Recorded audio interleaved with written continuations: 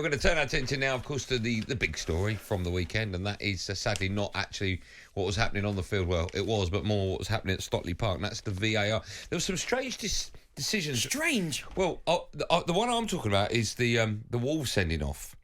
That was just nuts, right? When Moutinho comes over Lamina, and then the third player comes over. That's a bookie. Was it Neves? Was it Neves was the first, I think. Yeah. I looked at it again just to see maybe when the incident happened, because Lamina felt like he got fouled. Then I think it's Dawson clears the ball. Yeah. And then I want to see if he sprinted over to the ref to really make was he all up in the ref's face?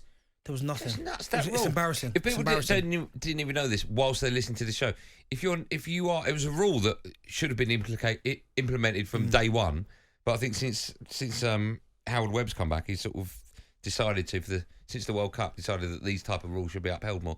If you're the third player that approaches referee, you get booked. It's embarrassing. How was it anyone come? Not the second, not the fourth. No, Let's go for number 3. Just mad though as well. What about if the first two are in the ref's face, giving it, and the third one comes and just go, ref, I need to ask you a question. Yeah. Can I go to the toilet? Right, yellow card. Or even if he comes over to get rid of the other two lads and move away. I'll get him right. And why the third? Honestly. Very bizarre. So anyway, that annoyed me. But of course, top of the list is VAR, chat. Do you know what it is? Simon Jordan, and I agree with him. I'm not angry at VAR, as in the technology is working. It is the absolute donuts that are working it. That's what's doing my head in. Yeah. Where do you want to start? Should we start with the game at your gaff? No. Start at the early kickoff. Chelsea versus West Ham. The handball. Andy, come on. That is the most ridiculous decision. I agree with you. Of course I agree with you. All of those decisions. That could be the worst one out of the lot. I don't know. Not putting the lines on the right defender. They're probably the worst. But that's technology, right? This is the referee making a decision. They can quite clearly see it's handball. Do you think he would have given a penalty if VAR didn't exist? Do you think the referees are less likely to give on-the-spot decisions because they know they can fall back on going over to the screen or being told in their ear? I've said it before, they've become lazy. They've now become lazy because they think, you know what, doesn't really matter if I can referee the game at 70%. If I miss something, then VAR will make up the rest. Yeah. But when you get scenarios like that, where the fact they didn't even say to the referee, go and have a look, just go and check it. Why is that not given? Andy, I've been scratching my head all weekend to try and find out what could be the possible reason, because for all we know, and this is the kind of the black and white of the situation, the shot from Conor Gallagher isn't great, right? But for all we know, it might have hit the target, it might have gone under the keeper, it could have been anything. Yeah, of course. Anything can happen. But basically, the defender has stopped the ball from travelling towards the goal by using his hand.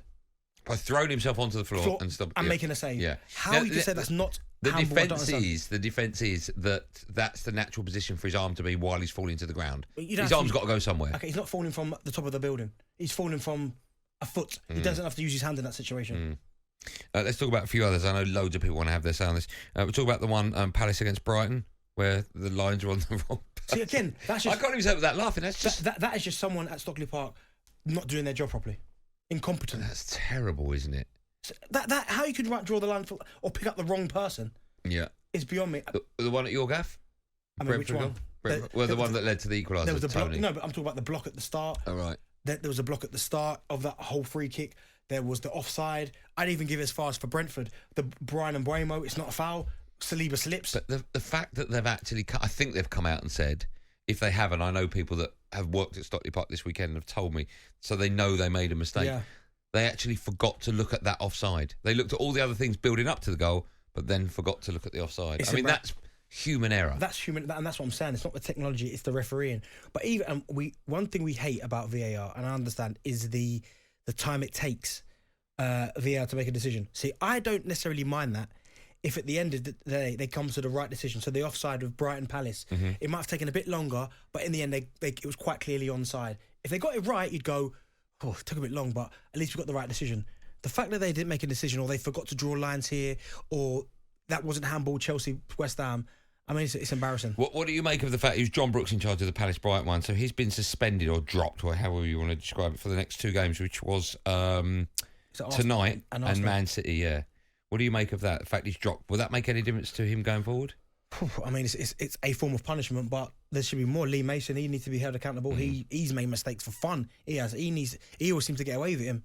Should there be an ex-professional footballer in there? If they asked you, if they phone you up after this show, they heard you and I chatting, and they went, do you know what, we'll invite Bentley down now. Would you do it? For one game? Yeah, for one, give it a go. Do you think it needs an Yes, it does. It needs a different pair of eyes on it. Tell me why. What would you see having played the game? Even things like, now this is subjective because the Jack Grealish penalty. Now you'll get some ex-players who I've heard say, "Oh, he's played for that. That's not a foul. That's him initiating the contact, being clever." Harry Kane does that a little bit. Yeah, I haven't got a problem with it. By the way. No, so but an ex-player would go, he's initiating contact there. He's being quite clever. So I'm not sure that's a foul against the defender.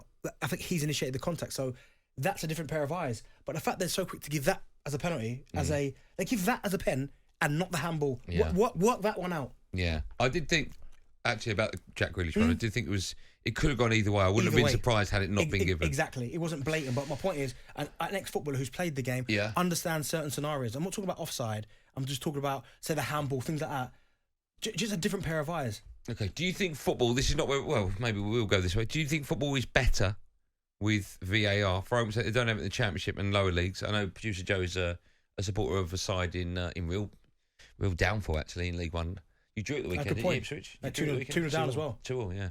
But do you think football's better? If people listen to this, support sides in the Championship and Leagues 1 and 2, will they say their football's better because they don't have VAR? Yeah, but I mean, they'll moan about the refereeing because the refereeing Championship downwards is appalling as well. Yeah. But there is something nice about watching football and someone scoring a goal and not having to wait 2 minutes to see if it's going to be chalked off.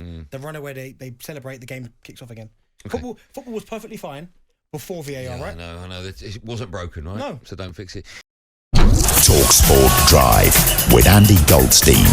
Monday to Friday afternoon from 4 on AM, on DAB, via the talkSPORT app and on your smart speaker. talkSPORT.